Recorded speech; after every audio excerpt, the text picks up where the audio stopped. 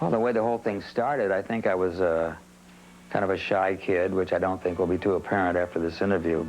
Charles Dawson Butler, a shy kid from Chicago, got his show business start in school by being a playground comic, imitating his teachers and generally trying to deal with his shyness. Eventually, in the 1930s, he teamed up with two friends to become the Three Short Waves. The trio toured the Midwest, working the nightclubs and theaters. Although Daws loved to write, he had been reluctant to perform. He didn't know how good he was. And we worked together, and I learned an awful lot about show business, especially from the wiser heads who would advise me, tell me what I was doing wrong, why I didn't get a laugh. And I began to see what timing was. And while the other two guys were chasing the girls, I would go and stand in the wings and watch comics who were on the bill every show to see how, no matter how big the audience was, they'd always get their laugh. It was like fishing. They'd come home with something, you know. And so that was very good. And I also found a great kindness in them. They were willing to advise and to answer questions if I asked them. Doing impersonations of Groucho Marx, Joey Brown, and Edward G. Robinson gave Daws great pleasure. One of his favorites was his idol, George Arliss. Arliss was great. I mean, the kids today don't even know who he is, but once in a while on late TV, you'll see him. But he had a sort of an angular face. Mine was round. And so by putting my tongue in my lower lip, I could look like him. And by hooding my eyes a little bit, gave the look. By slumping my shoulders a little, by getting a laxity in my hands that made them old. And I did a scene so that...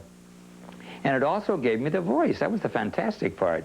Because to do it, I would have to go, "Come close to me, my sons, and listen to the words of your father.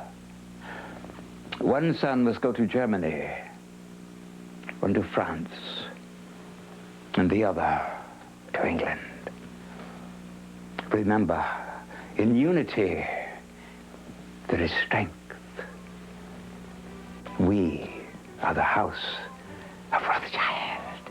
Daws discovered that if you could look and sound like the character you were doing, you could be the character. And that's where I really got onto the idea of retaining all of that and doing it with voiceover. Nothing changed, except you were only hearing my voice. So it was like going to Harvard. I mean, that was it. Those few years in the nightclubs and the theaters gave me the stability and the knowledge to go ahead and to take it in any direction I wanted to. So it happened to be voiceover, and that's where I spent the rest of my career. Daws spent World War II in the Navy in Washington, where he met his beautiful wife, Myrtis. The lady Daws calls his staunchest supporter and most devoted friend. And then we came out here after the war, and I stumbled into radio. I'd never done radio back in Chicago or any of the Middle West or the South, but I had worked on microphones. I was even working on mic technique when I was on a nightclub floor or a theater, because it was a different type of mic. They aren't as sharp as they are today, but I realized that if I was doing a voice that was a little huskier than mine, I could get very close to it, and it would give me a better sound, and so on. So I was learning that too, but almost without knowing it. It was just that somehow I had to address that huge audience, that big theater, and get the tonality I wanted. All of my theories about if you could look like him, you could sound like him, carried over into character work. And that ability to do characters got Daws many radio shows. Anyway, after doing radio for quite a while, playing on some very big shows, The Whistler, Suspense, you know, in a year or two, I mean, it was fantastic. Actually, a year. And suddenly I was doing these big shows. And then after that was established, and I had a little money coming home, why, somebody said, "Why don't you go out to MGM? There's a guy out there named Tex Avery, great director." Tex Avery was one of the several now legendary animation directors at Warner Brothers and MGM in the 1930s and 40s. His cartoons were timed out using a metronome. This appreciation of comic timing greatly appealed to Daws. And I worked with Tex for probably, I don't know, 3 or 4 years at least, and did maybe 15 or 20 cartoons for him. Learned a lot. And also an interesting thing about comedy, and that is you laugh at the timing. There are many things of Texas that I was in, things I wasn't in, but Texas cartoons, and I know the gag. I know what it is. I see it coming. But the minute it comes, I laugh, because I laugh at the timing. Everything worked. It had a reason, a point. And Stan worked out there, too, on some things. Stan Freberg. How many Stans do I know? Well, that's an important one. The personal and professional relationship between Stan Freberg and Daws is the stuff of legends. Television and records haven't been the same since they met. It all began in 1949. The first time I ever met this guy was when a man named Bob Clampett, who was a former Warner Brothers cartoon director, and Daws and I had both worked for, you'd worked for him, right? Oh, sure, yeah. Well, no, not really. I was just keeping him company in his living room with his mother. Well, I had actually worked for him as a voiceover man on a few cartoons. But, and he said that he had this rough idea for a television show. Now it's time for Beanie. And there were a few characters. There was a captain, Uncle Captain Huff and Puff, and Beanie, and the concept of a ship called the Leaking Lena came along. And so we were kicking it around one time, and we needed a heavy, some kind of a menace. For the first show, we had a character. We thought, let's have a sea serpent. And then I had the idea of saying, let's have a seasick sea serpent. You got alliteration, and it's kind of a dumb idea to think of a sea serpent being seasick. And I said, you know, like Sam, the seasick sea serpent. And the writer said, no, I think Cecil. It's got a little more class. We had one show written, and Cecil was supposedly the menace. There was a storm in the bit and so forth. But he was so funny, and Beanie took to him so quickly. He was like a boy finding a dog. And it was a great love affair between the two. Oh, I'd like to get you on the boat to China. Hi, Hello. Hi, boy. Howdy. Hey, when are we heading for China, boy? I'm all ready to go. Well, I don't know, Cease, but Uncle Captain just went to find out right now. Oh, yeah? Yeah. Yeah. Hot diggity dog. I'll be glad to get out of this place before I start turning Hollywood, you know. Yeah, well, listen. I want to go Hollywood. The original Cecil puppet was created by Daws Butler using the most basic pajama materials available. It was it just happened to be the right kind of terry cloth. It was either a pajama sleeve or a pajama leg, I forget which, but it happened to be green. I really made it under protest because I've never made anything like that. But at the time, our sons, the older two, were wearing Dr. Denton pajamas, and they had the feet in them. So we used that as sort of the pattern to... That was Cecil's mouth. Right. Yeah. That was Cecil's mouth, right. Yeah. And happened to have purple felt that made the fins, and the eyelashes were copied from a stuffed animal that one of the boys had that had eyelashes like that, made out of felt, just, you know, kind of fringed. And a green tongue. And a green... Oh, no, it was a red tongue. Red tongue. Yeah. And the nostrils were... suction cups. Suction cups that used for a line across the bathroom, you know, for laundry. Hang up socks or whatever. And I don't know where we got the buttons for the eyes. I think we went to one of the it was dime to stores. be a puppet to be used until they find something better. A But work when puppet. Stan got a hold of Yeah. it, and It he was made magic. it, you know, so pliable, and gave it life, why... And they she stuck made a with more it. elaborate one, you know, that had flaring eyes and this and that. Was frightening in effect, but nobody liked it. You should go back to the other guy, the funny guy. So one night, I went through the wall, brick wall, to save Beanie. And he said, Beanie boy, right, okay. Anyhow. Do it. Oh, Beanie boy. Oh, I've saved you. Right, okay. Oh, Cease, you are my hero. Yeah, that's right. And then you'll notice that my nostril was missing. That's right. And what was the line? You said, I said something about, and you were bringing out the treasure in your mouth. With the yeah, I gained the We've treasure. gained a treasure and lost a nostril. Yeah. So tell me a story about the fat bat. Oh, that was funny. Yeah, that was a funny one. Yeah. They had this character called Fat Bat who guarded the entrance to Close Shave Cave, and so I think either we were trying to get out, Beanie and Cecil were trying to get out, or we were trying to get into the cave, And anyhow, the bat was created by a balloon that was blown up, you see, and little cardboard wings glued on the side of this fat little bat. eyes were put on. Yeah, and little eyes, right. So we were supposed to give this bat some diet pills, you know, here, take this diet pill or eat some of this rye crisp or whatever and get thin fast. Yeah. And then we were supposed to let the air out of the balloon. So originally the bat went like this.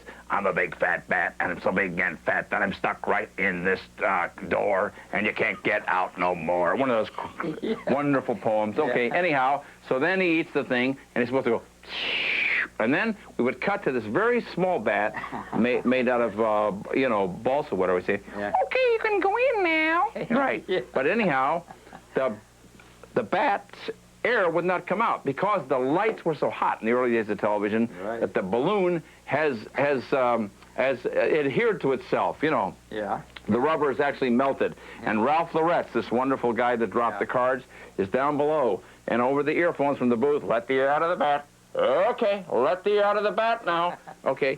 Now, it's a tight close-up, and on the screen is this bat going, right? All of a sudden, the bat goes, wham! 1,000,000 pieces of bat skin. And a piece of bat skin fell right over Beanie's head, and another one under Uncle Captain's pith helmet. One of us said the line... Oh, there goes a good kid. Yeah, that's... There goes a good kid became a popular phrase nationwide, and Time for Beanie was a tremendous success in early television, winning several Emmys during its run and managing in its appeal to cross all age barriers. I was always a little jealous of Stan because he had a sea serpent that he could do, and it had a mouth, you know, that you could put your hand into, and funny little eyes, you know, made out of buttons and whatever, and he could move his hand around and you know, and he sang songs and so forth. And Beanie had this little mouth that I could hardly get my finger into, made out of hard rubber. It was a department store doll head to begin with, and it was fixed up. Murders built a dress for him, a little suit for him, and so. They didn't have much there, see. So Cecil was always saving him. He'd be in big trouble. And one time he was in the fairly quicksand, and Cecil was looking all over for him. And so you can imagine this is the set, this is the quicksand. He's going, Help, Cecil, help! Help, Cecil, help! Help, Cecil, help! Help, Cecil, help! Help, Cecil! you know, and he goes under these things. So then I go up and he goes, and he pulls him out. You know, he says, Beanie, I could hardly hear you. You weren't talking very loud. I got thin lips. I got a perpetual smile. I mean, I was just in a bad mood or something that day. But anyway, it was kind of a funny bit. I think it was a surprise to everybody that it was such a sensation. People talked about it at dinner parties. Lionel Barrymore had to see it every night. And if he was shooting at the studio, he would have his chauffeur go across the street and see it at the local pub so that he could find out what was going on. People wouldn't go on their vacation because of the show.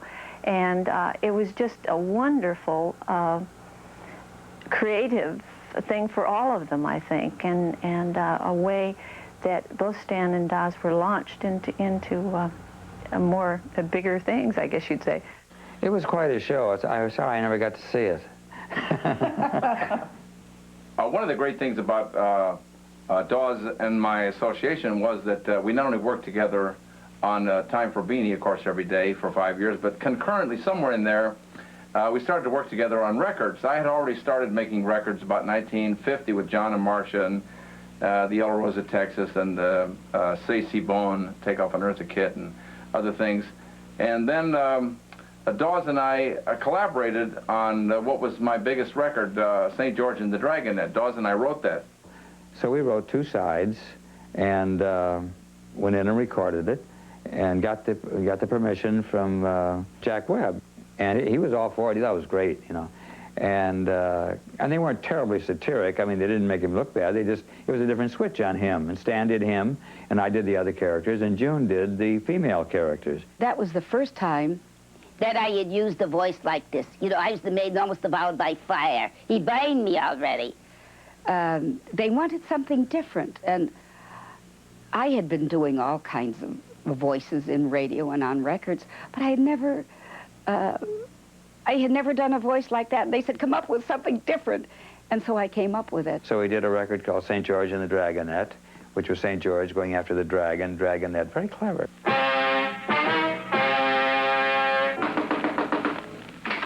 Could I talk to you, ma'am? Who are you? I'm St. George, ma'am. Homicide, ma'am. I want to ask you a few questions, ma'am. I understand you're almost devoured by the man. Is that right, Dragon? It was terrible. He breathed fire on me. He burned me already.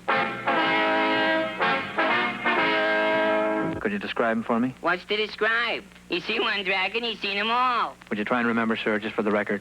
We just want to get the facts, sir. Well, he was, he had orange polka dot, Yes, sir? purple feet, breathing fire and smoke, Mm-hmm. and one big bloodshot eye right in the middle of his forehead, and like that. So Little Blue Riding Hood and St. George and the Dragonette was the first comedy record to sell over 1 million copies. And Stan and I went to New York around Ed Sullivan's show and whatever. And then we did about 5 or more albums, too. Person to Pearson, which was a takeoff on Edward R. Murrow. And I did a character who had a clock rat. He was an old guy who lived behind A and P. That's because they kicked him out from behind the Piggly Wiggly, And he had a clock rat that bit him awake every morning so he could get up and not get caught by the A&P guys. And it was a crazy, wonderful, almost Fred Allen-ish type of writing, very off the wall and a lot of non sequitur and delicious. And that's the kind of stuff Stan and I like to write. The dying gasp of situation sketch comedy on national radio was Butler and Freeburg's next stop. Writers in Hollywood knew a great showcase when they heard it. Every writer in town was turning in stories and so on. Perfect cast, June Foray, Peter Leeds, Judd Conlon singers. You remember the sketch on our radio show where this guy was a werewolf? Oh, yeah. And his secretary, he discovered, was also a werewolf, and they only discovered that when there was an eclipse of the sun in the middle of the day. And he looked at her and he said, "You mean you too, Lucretia?" And she went, "Yes." And he says, "I thought your nylons were getting a little furry there." And then Daws Butler came into the room. Was the only guy I ever heard to get an absolute scream of laughter with no funny joke in sight. Yeah, and remember, he did this wonderful take. I said, "Gee, oh, hi, fellas." Yeah. Oh, hi, fellas. Gee, you look great in those suits. And then she did another one. I said, yeah. This great reaction. Yeah. And the audience screamed and applauded just at the way you read the line. Yeah. The Butler-Freeburg teaming was a stroke of good fortune for audiences and performers alike. Stan is particularly grateful. Before I met Daws Butler, I think I was just what you could call a voice man. That's a guy that does voices, okay. But I don't believe I was really an actor until I met Daws Butler. And he, on that show, as we went on working together over the years, he taught me a lot about acting. And I never really thought about how the acting has to start in here and in here. And then last of all, it comes out as a voice. I don't think I ever read with anybody that I enjoyed reading with as much as Stan and probably Don Messick. It's like one mind just switching back and forth, just turn a button and wah, wah, wah, like a computer. And we could read each other, and it was marvelous. And I always refer to it as a short but happy marriage. We worked together about 8 years or so. Then we went our separate ways, but we had learned an awful lot. We were our own university, you might say. In 1954, Daws tried his talented hand at yet another type of entertainment, the television commercial. Well, Beanie ran for 5 years, and it was quite an experience, as you can assume. And then I was kind of high and dry because everybody thought of me as a puppeteer, and Stan, too. And we never really considered ourselves puppeteers. We were doing animated cartoons with things on our hands, And I'm doing it now, where no chance for redos and whatever. So I stumbled on to a few people in animation who were looking for comedy writing or funny writing, and as I say, writing was a great love. So I got into one house, and they were doing some commercials, and they asked me to try my hand at it, and I went home and wrote it that night, where they usually would expect it in a week, Came back with about 5 different directions on a 30-second spot and a 20-second spot and whatever, and they were accepted by the agency, and I did the voices for it, or else I cast June Foray or somebody that would be good for it. And the first thing I know, I spent about a year or more just writing and doing commercials, doing the voices. Have you heard about the new Thunderbird styling? Have you heard about the new Thunderbird Y8 engine? Have you heard about that new lifeguard design? You mean in the 1956 Ford? Let's go down to our Ford dealers and see it. It's a deal. And amigos, you'll love Instant MJB2. Flash dried for perfect flavor. New label, too. Pardon me, sir. Just a moment of your time. Get your foot off of my foot. I gotta get to work. Sir, I'm conducting a survey on thirst. But I gotta get to work. Now, sir, just imagine you're walking through the desert. Come, sir, you're not imagining. Imagine, please.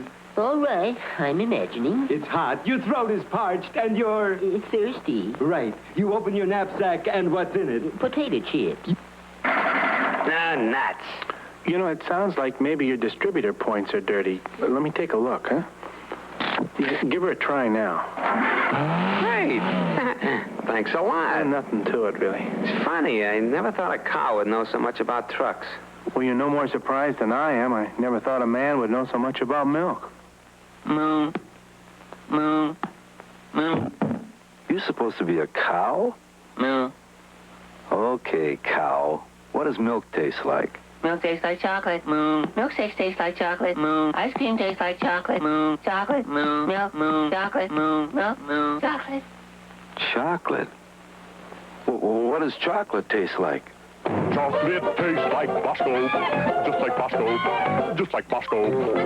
Chocolate tastes like Bosco, and the chocolate tastes like Bosco, tastes like you like Bosco. And so that was quite an experience, and I got to do some good things, I think. It got it out of my system. I think it reached the point where, at that time, the agencies kind of respected us for the knowledge that we had accumulated, and we had sort of a free hand. It was fun. We could get the gag and go with it and not have to do too much hard sell. There's a lot of hard sell now. Guess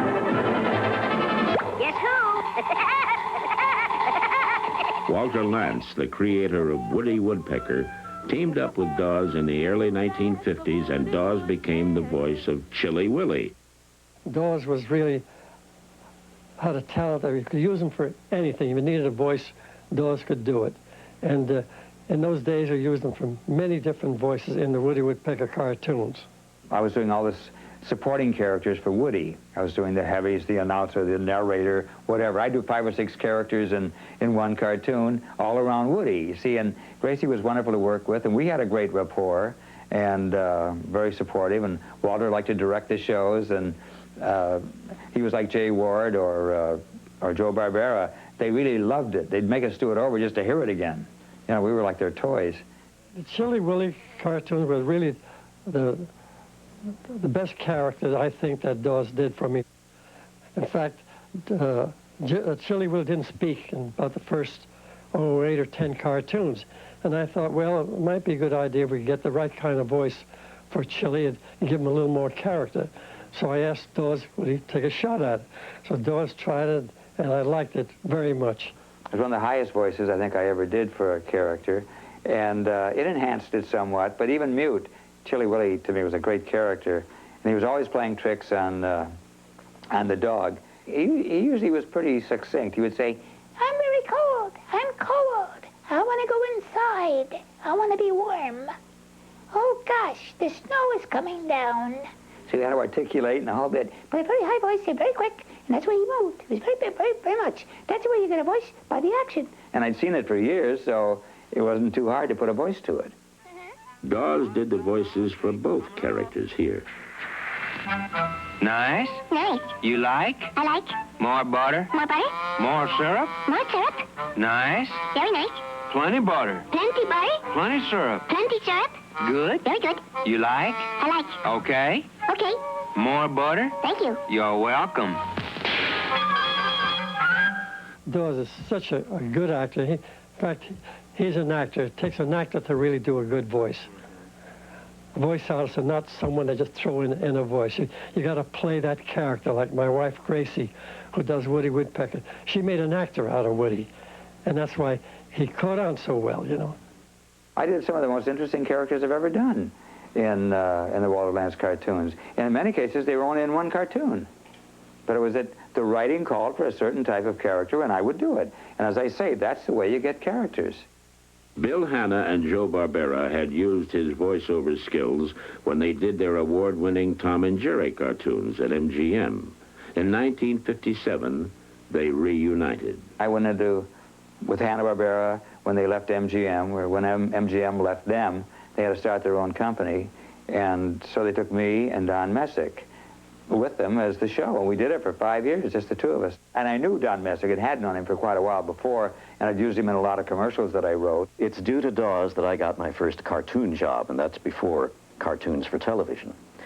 It was back in the, I guess, early 50s, and MGM was, Tex Avery was looking for a voice. For some reason, Bill Thompson was not available. He had been doing the droopy character. He was a sad-faced dog, and Daws knew that I did a similar thing to that. Because I'd done an imitation of Wallace Wimple. That was the character that Bill Thompson did. For a commercial. Daws really started coming into his own when we started Rough and Ready.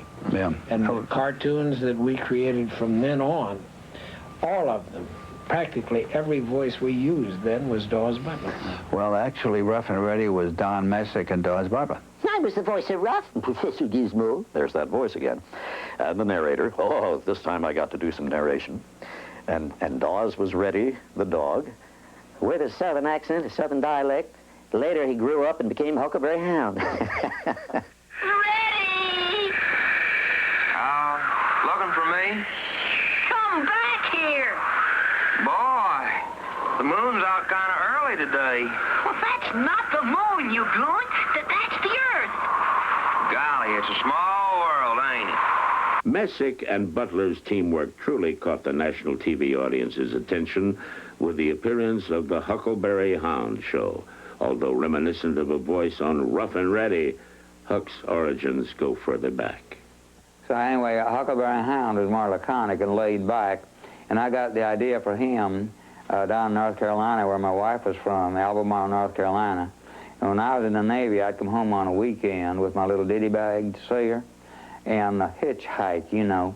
And so this fellow would be sitting on the front porch next door. He was a veterinarian, worked for her daddy, with her daddy as a veterinarian too. And he'd see me come in, you know, panting just to see Murtis.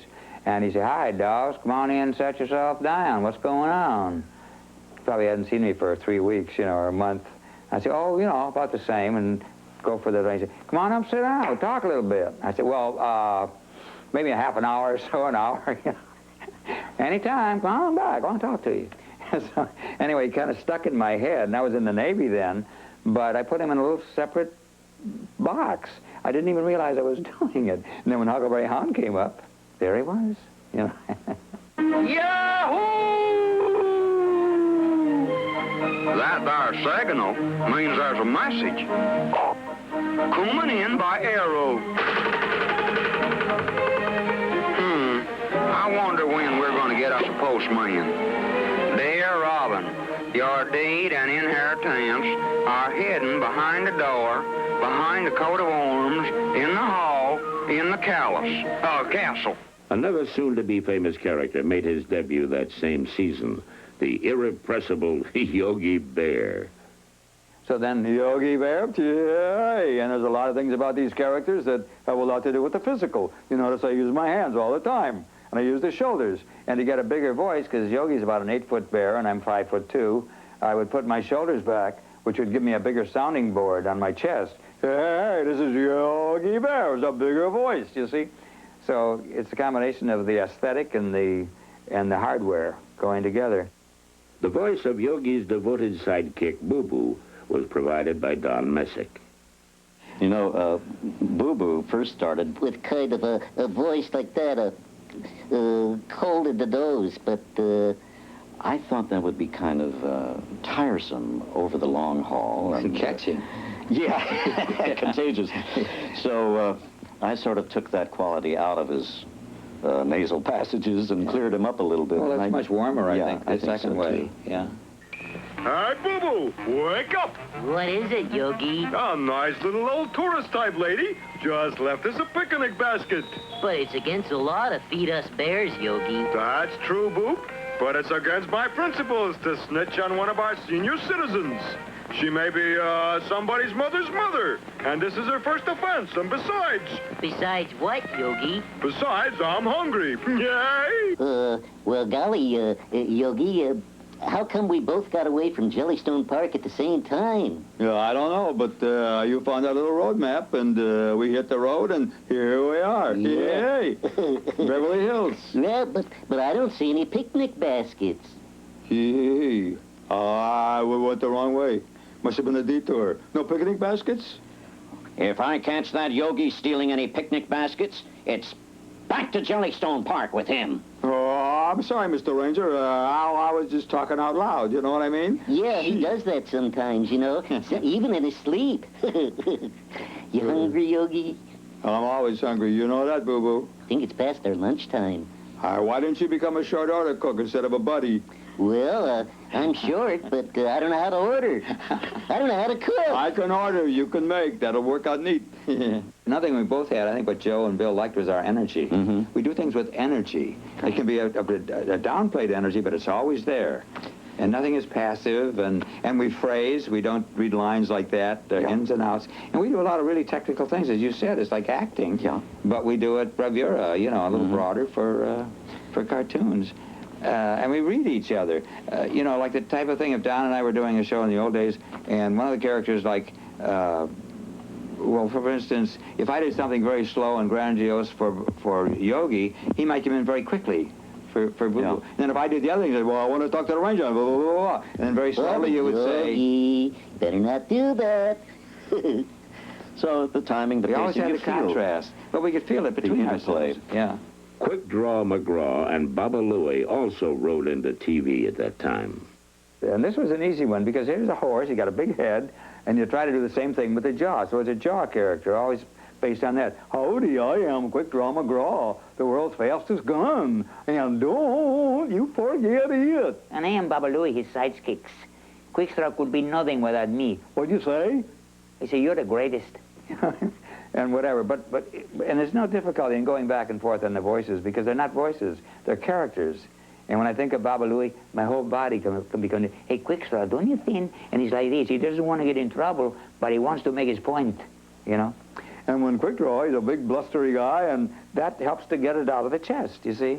So it's like a chest tone. Drop that safe! You crooked, dishonest thief of an outlaw, you! Never, you honest, upright, courageous, Slinkerton man, you!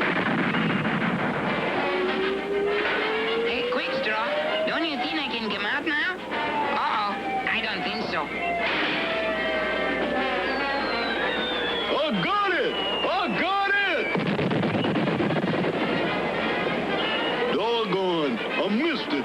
And they're all based, all the kid voices, the little voices are all based on the same thing. I mean, Yeah, all right, Jetson is like that. He's like Baba Louie, but he's not Mexican. you know, and then you take Augie Doggy, he has a little tremolo in his voice.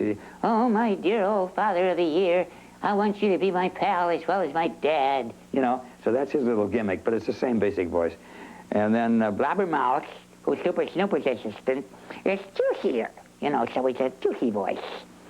And that's the way it goes, right down the pike. And some voices are more laconic, like Super Snooper was, Super Snooper, the world's greatest detective, and winner of this year's Modesty Award. My name is Mr. Jinx, you know, and I like to clobber those meese. And I got a broom, and that's what I do, I clobber them. And it did not come easily. I went to the university and matriculated and learned how to be a first-rate meese clobberer. But I don't really hurt them too much, you know. I just kind of scared the wits out of them. Because I hate Mises to pieces. In a nice way, you know. Today is Jinxie's birthday. Hooray, hooray, hooray. Today is Jinxie's birthday. Hold it, Pixie. What's the matter, Dixie? You're singing off key. Oh, gee, I'm sorry. Okay, let's try it again. Today is Jinxie's birthday. Hooray, hooray, hooray. Gee, why, You would think a chap could, you know, get some sleep on his birthday morning. I'll have to give those loudmouth Mises the scoop on who's boss around here. Wally Gator? Wally Gator, the silly alligator that loved his ever-loving Everglades. He just had the ball trying to get out and fool around, you know? So he's silly, and you get a silly feeling when you do it. And it's roughly based on an Edwin type thing, but Edwin was very high, and this has more of a bass in it, you know, a chest tone. And you can, so you have a subtone, actually, like a clarinet or whatever. So you're mixing all these things. Captain Crunch, which wasn't for Hanna-Barbera, but I've done that for about, oh, I don't know, 15 years or more, and I'm still doing them. It was an interesting thing because I'm always talking about articulation and whatever, and yet with that, I had to minimize all of the action, which comes with the lips and the resonating chambers and the upper chest. So when Captain Crunch talks, it's like this, and there's a lot of elisions. The word just sort of disappears, you know? Like, well, that's the way I am. I could say more, but I'm not supposed to, and they're glaring at me. Don't glare at me. I'm very fragile. I am fragile, you know. Why can't you just bark like other dogs? I wonder if other captains have these problems. But then, they don't have a cereal named after them. Another character that I like, too, is Hokey Wolf, fast talker, you know, operator. Hokey Wolf, I'll take it myself if you don't mind. I mean, if you want to do it, do it. But I'd rather you didn't, because that's the contract we made before the show, and I slipped you a few dollars, and you said you wouldn't. You guaranteed it. We signed a paper. I can take you to court. I can sue you. I can ruin you. But just do what you're supposed to do. You'll be a sweetheart. Ooh, you're a cutie. And Snagglepuss. There's a lot of diaphragm in it. I mean, you got to stretch things out. You got to talk in short phrases and sort of milk it, you know what I mean, to make it work. You don't scare me, Rocky. And I ain't going for no ride. Besides, it looks like rain. Snow, even. This colorful feline seems to be high on many people's lists of favorite Daws Butler characters. Snagglepuss was a mountain lion who had that Bert Lahr delivery, you know. And he'd say, exit, stage right, or exit, stage left, or does it make you nervous to look over your shoulder? Or make your shoulder to look over your nervous even, you know? Exit! Stage left! I guess Snagglepuss is the guy that I get the biggest kick out of. Exit! Stage right! Favorite character? I think it's Snagglepuss. The Daws does. I love Snagglepuss. Exit! Straight up!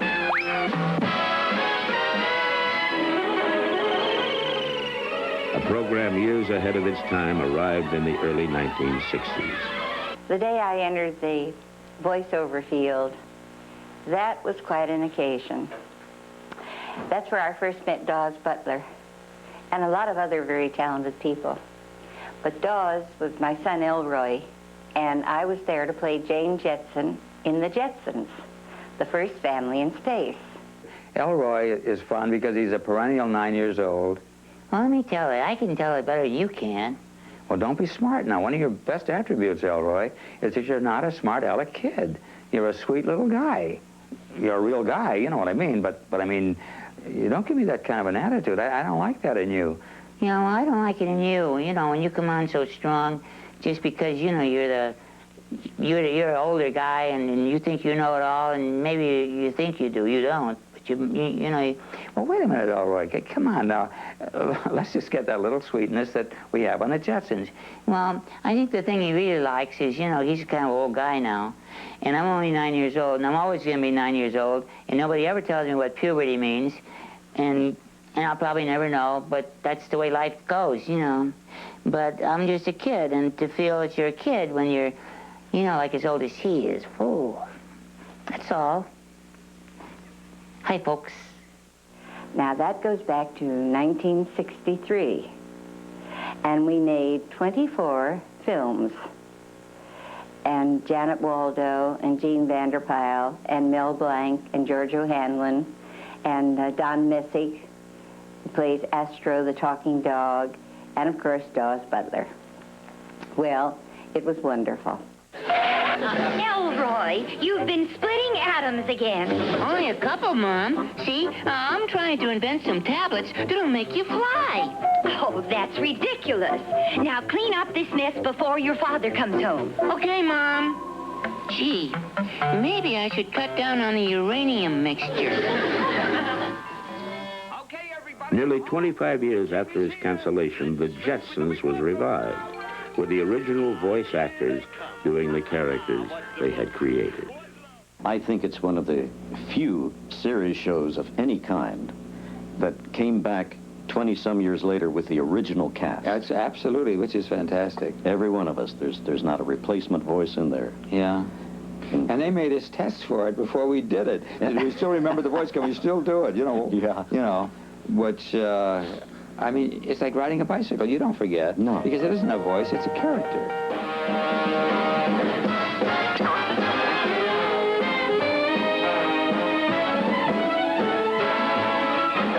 In 1959, we all met up with Jay Ward, who was the producer of the Bullwinkle Show. The Rocky and Bullwinkle series featured Bill Scott as Bullwinkle, June Foray as both Rocky the Flying Squirrel and Natasha, and Paul Frees as the dastardly Boris Badenov. And I had the pleasure of narrating the Rocky and Bullwinkle series, and I never talked so fast in my life. And I loved it. It was a lot of fun. That was one of the great experiences of my life because we did two shows, Fractured Fairy Tales and Aesop and Son. And in the Fractured Fairy Tales, Edward Everett Horton was the narrator.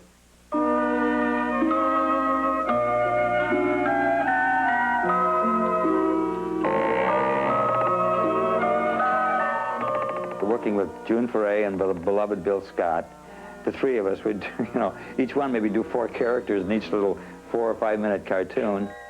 Sleeping Beauty Land is a flop. Now, wait a minute. She's been asleep for 20 years, right? Right. Maybe people would pay money to talk to somebody who's been asleep for 20 years. You mean? Yes, we just wake her up. We'll make a fortune. Go ahead and do it. Who, me? You put her to sleep, didn't you? Well, frankly, no. I'm not really a wicked fairy. I'm just wicked. But then how? Easy. You kiss her. You're a prince, aren't you? Well, not exactly. I never joined the union. I really make my living beating pigskins. You mean? Yes. I'm a hog slaughter. But just then a remarkable thing happened. Sleeping Beauty's eyes opened, and she sat up. Don't worry, kids. I wasn't really asleep. Then why the big 20-year act? I just wanted to see if I could make it in showbiz. We did all the Fractured Fairy Tales together. And I was always the princess. And he was always the prince. And we said we would record 5 in a night.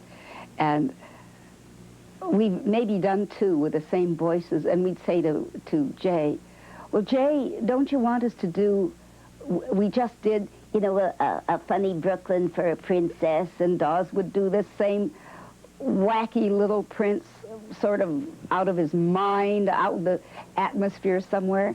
And Jay would say, no, we want you to do the same thing. And so Jay was right. And Jay was a stickler for doing it. In other words, we'd read through it once. He'd say, okay, let's put it down.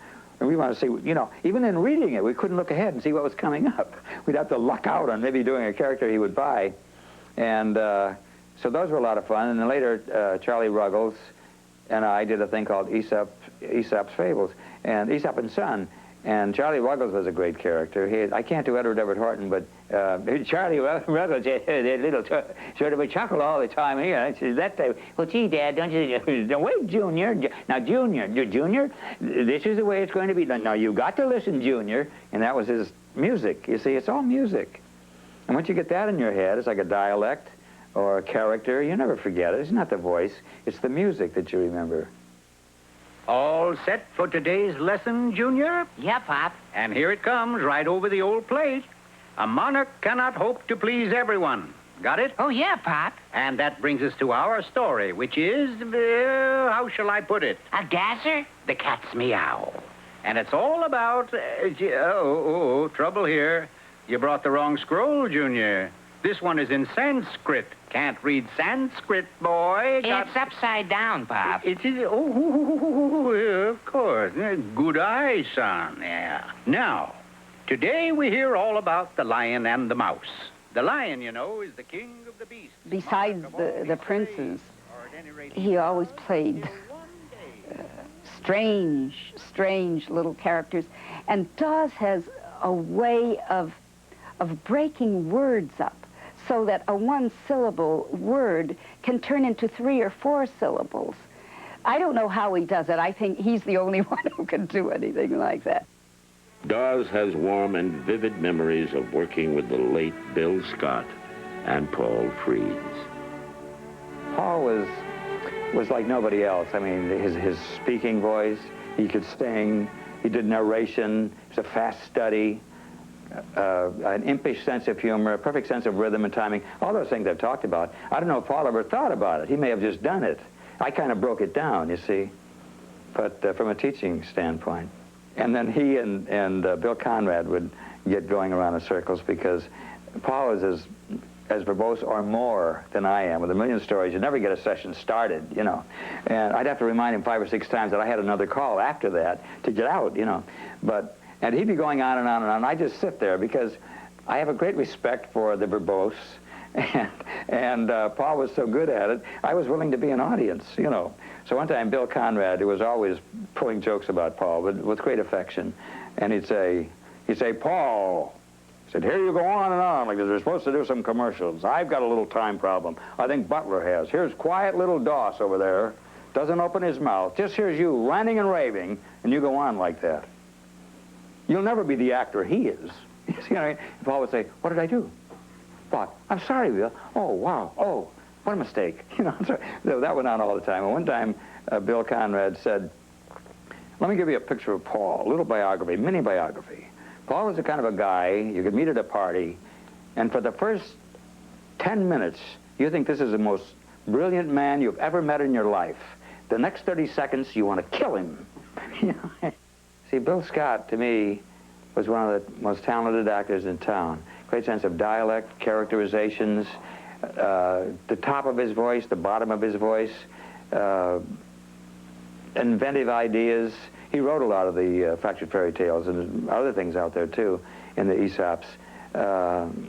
He had a sense of humor which was unique and all his own, and he was an actor who was all his own. But he didn't go out into the field the way I had and do as many things as I did. Writing was basically his thing. When he was at UPA, it was as a writer, you know, or a director, and Warner Brothers, I think, prior to that.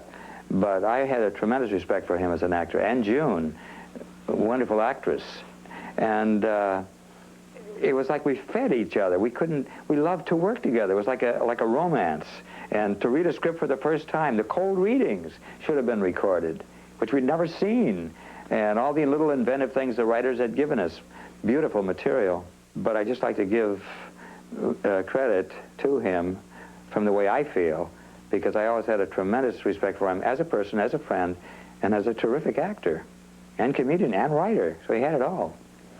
And we miss him very much, and Paul. The J. Ward period was a joyful, creative experience for all concerned. Hokey smoke, yeah. Daws wasn't in the Bullwinkle segments, so Rocky and the princes never got together. Nor did Natasha, darling. Or Little Nell. Maybe he played his horse, I don't know. Because I loved horse, so I love Daws, too. Little Nell does love Daws. The culmination of all that Daws has achieved in his career can be seen in his weekly acting workshop, where actors hoping to polish their skills read scenes written by Daws and listen to his comments and criticism. Maybe Huck and Yogi can be cajoled into telling us about it. You want us to tell about it? Yeah, if you guys want to. And, well, he gets people to read, and sometimes he'll have 2 people read it. Then he'll say, okay, now you 2 guys read it.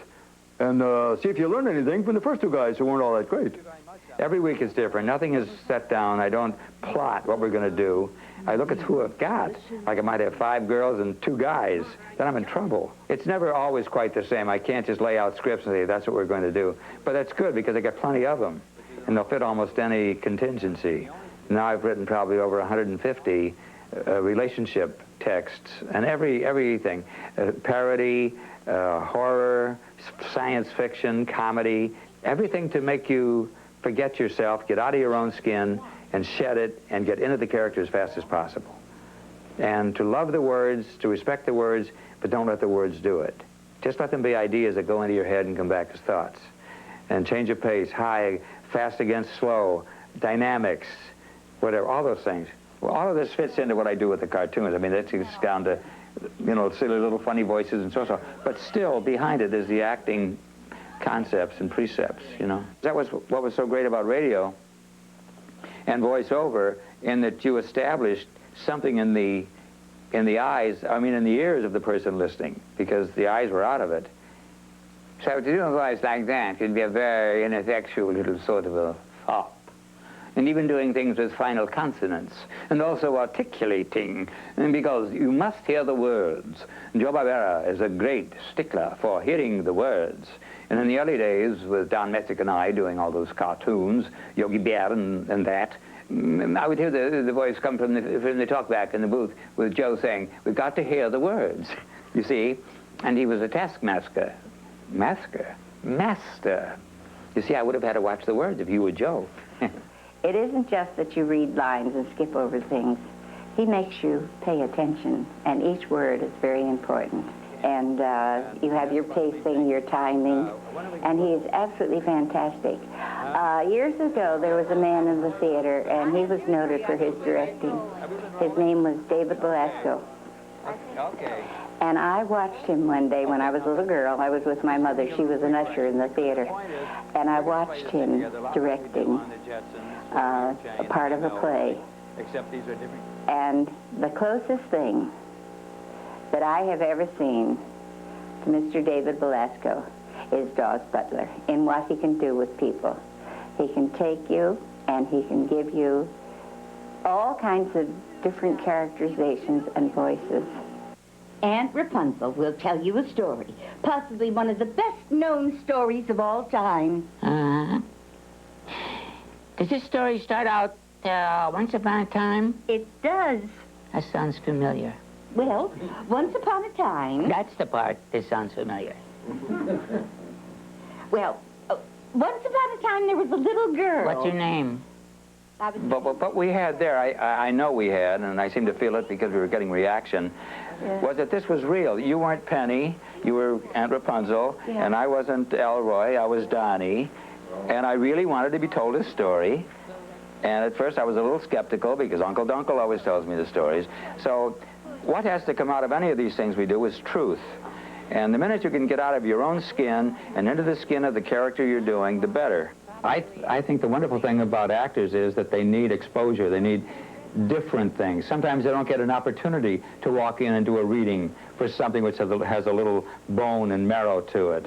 So if I can accomplish that, that's what my dream is, really, at this point in my career. And I enjoy this probably as much or more than anything I've ever done. Just as Daws workshop students love and respect his knowledge and guidance, so Daws colleagues throughout the years have a love of his special gifts, both personal and professional. I think if you used the Boy Scout oath, everything that's in that oath is Daws. Well, he's one of the most loveliest persons I've ever met, and he's so cooperative. You do anything you ask him to do. In fact, he always gives you more than you ask for, and he's so darn creative. He really makes the voice and helps make the character, and I can't say too much for him. And even my wife, Gracie, says, be sure and give my love to Daws. I just love that guy. I don't know what we'd do without him. Daws is that wonderful combination of talent and respect and courtesy, all of those things rolled up into one. And I certainly owe him, if not my start in show business, the opportunity to grab on to the next rung of the ladder and help myself up with a boost from him. And for that, I'm always grateful. He's concerned with people to a great degree in any facet of life. He's got that kind of an inside feeling. It's sort of a love of humanity. Thank heavens we did have him in the formative years of Hanna-Barbera. If we hadn't have had Daws, I don't know, there may not even have been a Hanna-Barbera. I mean, basically, when you break it all down, you asked me before, what is the final thing? What do you think? And I think basically it isn't so much being happy, but being fulfilled. Like Noel Coward said, I was born with the ability to entertain. And he went a lot of heavy directions, but that's what it breaks down to. And knowing neat people like Stan and Don Messick and Bill Scott and June, and I've been very fortunate. Herb Vigran, all creamy people, as performers and as people. All in all, it's like W.C. Fields said, all in all, I'd rather be in what was it, Philadelphia? I'd just soon be wherever she is. Few entertainers have given us so much joy or made us smile so broadly as Daws Butler. His enthusiasm, his sense of humor, and his dedication to his craft are unique traits in today's show business world. Hey, thank you, Daws, for the magic. Howdy, I am Quick Draw McGraw, the world's fastest gun, and don't you forget it. And I am Baba Louie, his sidekicks. Hey, this is Yogi Bear. Next week at this time, Hollywood Legends examines the life and career of a legendary film star. Be with us next Sunday at 8 for Gregory Peck, His Own Man. And stay with 11 now as the pulse-pounding tale of traffic continues on Masterpiece Theater. My name is Mr. Jinx, and I like to clobber those meese. I don't really hurt them too much, I just kind of scare the wits out of them. Because I hate misses to pieces. Cecil, you cease. See, one of my pals, Cecil, is. You. And I'm only 9 years old, and I'm always going to be 9 years old, and nobody ever tells me what puberty means. Yeah, well, that's what he does. Could I have a rim shot, please?